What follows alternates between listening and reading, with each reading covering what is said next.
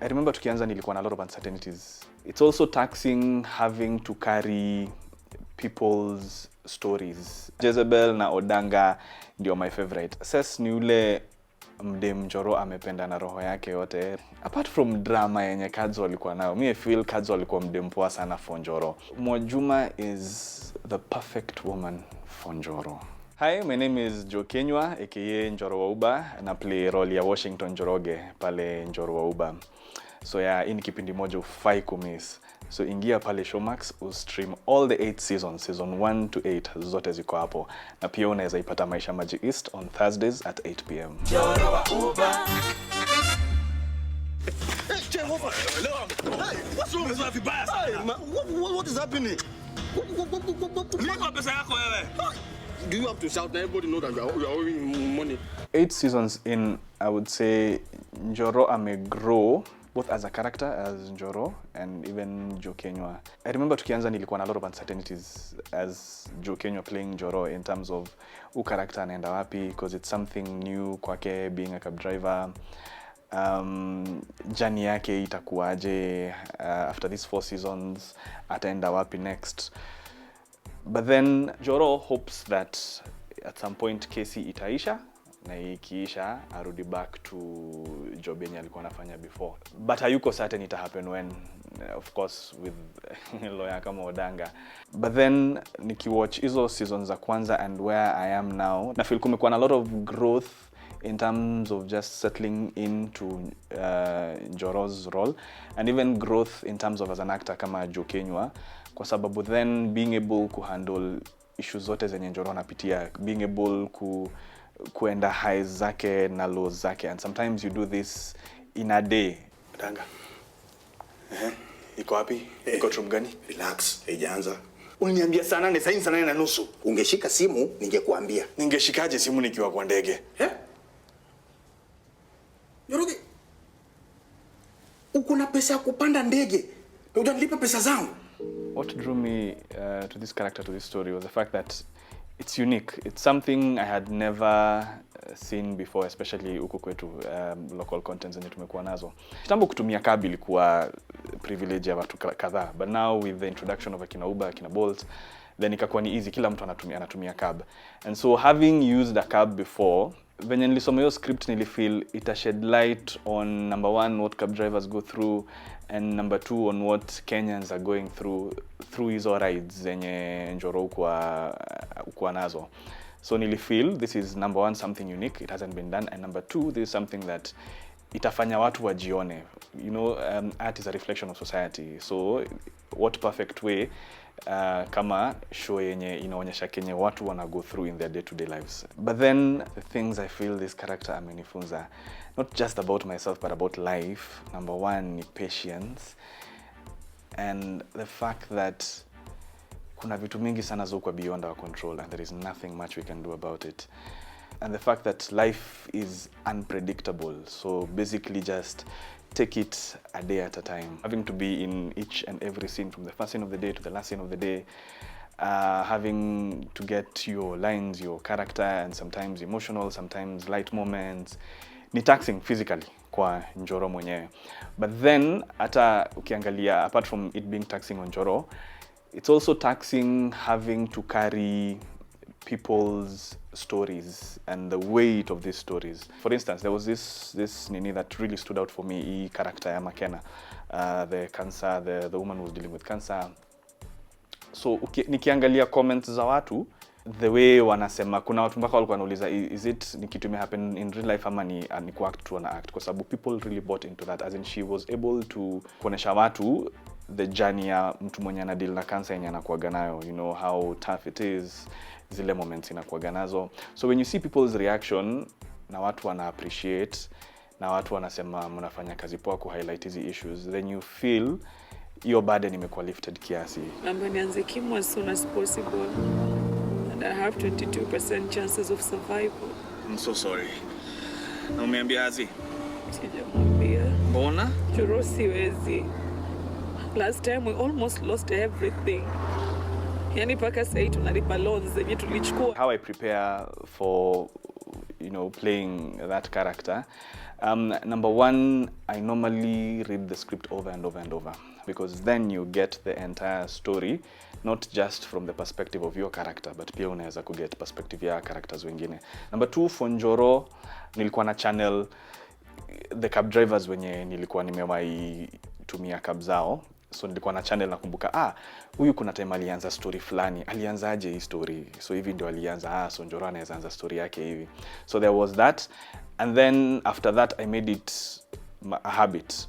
Kila saa nikipata opportunity ya kutumia cab, ningeuliza cab driver tu swali, just a general question about current affairs nini. From the way atanijibu na get insight on how to play the role. And then also something that really helped is one process yenye writers wetu wamekuwa nayo ni kufanya research yao, ni kukaa chini na cab drivers kusikia side yao ya story, vitu wao go through. So niliweza kuattend one of those workshops, kukaa chini na taxi drivers, and now having to hear what wana going through kila saa on a day-to-day basis, ilinisaidia pia kuweza kupick on a few things, a few mannerisms. And then instances where I've been in a cab na the driver ameni recognize, zime happen, yes.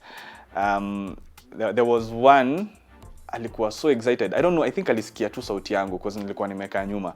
So akasikia sauti, akaangalia kwa rear view mirror. Kwanza ilinichekesha because that's what I normally do nikitaka kuongelesha client when I'm playing the role of Njoro. So akaniangalia, akaniambia, unakaa familia, wewe ndio Njoro Wauba? Nikamwambia, akacheka.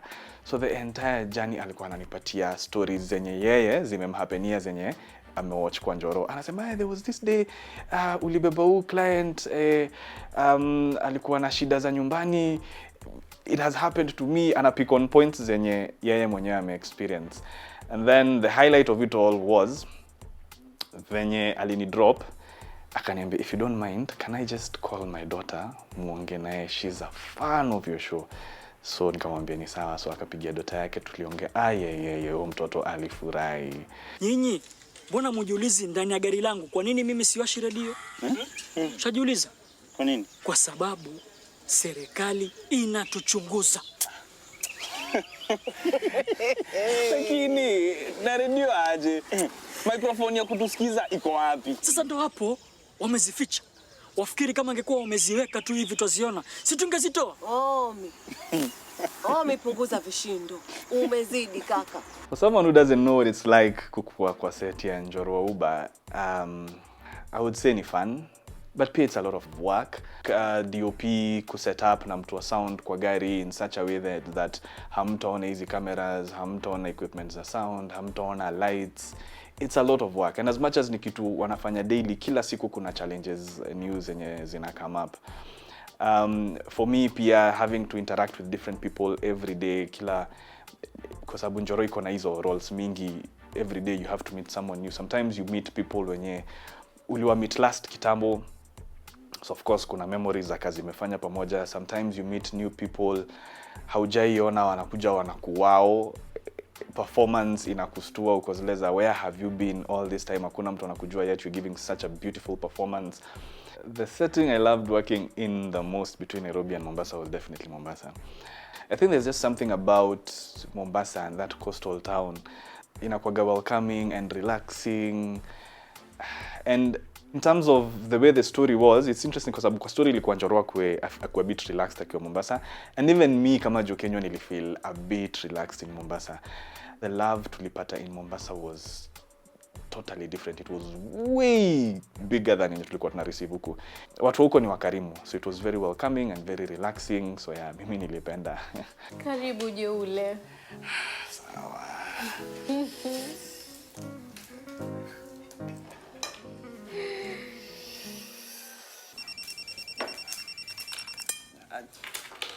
Halo, nani mwenzangu? Oh. Haya, sawa. Taxi? I think Njoro naweza sema amekuwa fortunate ama unfortunate kukuwa na all these women kwa life yake wenye wana mean different things to him. Cess ni ule mdem Njoro amependa na roho yake yote, regardless of venye Cess anamtreat, venye Cess ako warm this time, cold this other time, hajulikani msimamo wake. Sijui mbona Njoro halan about venye Cess anamtreat. There is Kadzo in Mombasa. Kadzo, apart from drama yenye Kadzo alikuwa nayo, I feel Kadzo alikuwa mdempoa sana for Njoro. Only that alikuwa na this side of her with her 1001 cousins yenye aingeacha life ya Njoro ikuwe poa. Njoro angeweza kuprosper akiwa na Kadzo. And then now there is Mwajuma. Na feel Mwajuma is the perfect woman for Njoro. She's understanding, she's loving, she's caring. It's like Njoro anajaribu ku overcompensate kwa sababu ya zile vitu alipitia na Cess. So anamshawa na gifts nini, but Mwajuma anamwambia pana, hataki hizo stories zote. Mwajuma tu anataka relationship flow venye inafaa without all these physical things. So I think as John, I feel it's sad that Njoro have kurudi kwa Cess, but circumstances venye ziko hana otherwise. And I can't wait to see now how na pia audience will experience how journey itakuwa with both Cess and Mwajuma in Njoro's life, na ni nani atashinda at the end. You're an awesome father. Tunakuwa gawarea. You are actually very lucky. By the way, I'm thinking of getting another one. Unaonaje? Hey, Father Abraham. So relax. Bila Nairobi atajafikisha wiki moja. Kila character mwenye kuja Njoro hufanya kazi poa, but for me Jezebel na Odanga ndio my favorite. Au ndio I think kwangu wame stand out, and Stacy is another natural one. Sometimes I watch scenes zake, there's a way anatoanga character yake very sincere, kama tu that child that she is. Na nikiangalia hizo performance mu feel mtu anafanya kazi fiti sana. Mimi mwenyewe I am not a dad yet in real life, but then again venye mu feel kukuwa a TV dad, I would say personally I really love interactions Njoro na Stacy and the lessons that watu wana learn na the lessons that mimi mwenyewe nina learn that hopefully ile siku nitakuwa a dad. Of course situations hazitakuwa the same, but I'm sure kuna a lesson or two zenye nimepick zenye nitazitumia when that time comes. Jane Wambui mwenyewe akikuja set, as in the way she just delivers her lines, the way she yuchukulia job yake, it's something else. It's something else. Kwa sababu si ucheka. Sometimes tunaweza kuwa katikati ya scene arushe matusi. Umeisoma kwa script, yes. But kuna venye tu ataideliver hiyo matusi, unaanza kucheka pia wewe. Crew members, actors, ni wote mko on the floor laughing. She's such a natural kwa hiyo role ya Jezebel. She's unnecessary evil, so to speak. Ni mtu uko na yeye, una wish life yako na yake zipatways for good, but huwezi ishi bila huyo mtu. And Njoro anapenda Jezebel, maybe hata ishow, mostly because of role yenye Jezebel anacheza kwa life ya Njoro na kwa life ya Stacy sana. Because Njoro being a single dad, kama ni angekuwa anaishi na Stacy, then life ingekuwa even harder for him. So I think that's why ako willing kuvumilia matusi za Jezebel, because anajua at the end of it all hawezi ishi bila Jezebel. And then my favorite scene ilikuwa ni hiyo ya Njoro amerudi Nairobi, ako na mtoto, and then Jezebel anamuona, her reaction. And then you see all along Jezebel amekuwa kimuita Njoro wa mamimba. All along. Mingi hata ni kumwekelea. And then sasa hii ina happen, ni kama ina confirm kenye Jezebel amekuwa akisema all along. So hiyo line yake ya nikikwambia upeane mimba kila mahali, I don't mean it, inakuanga rhetorical. Hiyo ilinipata tu off guard. I think that for me has to be one of the best scenes zenye nimekuwa nazo na Jezebel. Njoroge, sasa huyu ni msichana wa nani umeharibia maisha? Sasa ile nakwambiaga upatiane mimba kabisa inakuaga rhetorical. Sasa na wewe umeamua ujaze dunia mzima peke yako. Si upatie wengine nafasi tu jamani. To see all this love from our fans, to see all these good things they say about our show, it's rewarding. As filmmakers, whenever you see your audience appreciating what you're doing, then you forget about easy hustles zote tumepitia. You forget about the late nights, the days tumekuwa na everything just going against us, but at the end of it all, tunaweza kufilm a few scenes here and there. And sometimes, kama hii movie ya Njoro ya kurudi Nairobi, nilikuwa nangoja sana ianze ku-air, cause I wanted to see reaction ya audience itakuwa aje. Na nilipenda reaction yao cause hata hao walikuwa wanashindwa ni nini mbaya na Njoro, mbona anarudi Nairobi, Mombasa kila kitu iko poa. So when we see such reactions from our audience, when we see such love from our audience, then it makes it all worth it. Huo mtoto ni wakome. I need you to... I don't want you to tell him that you're the biological father.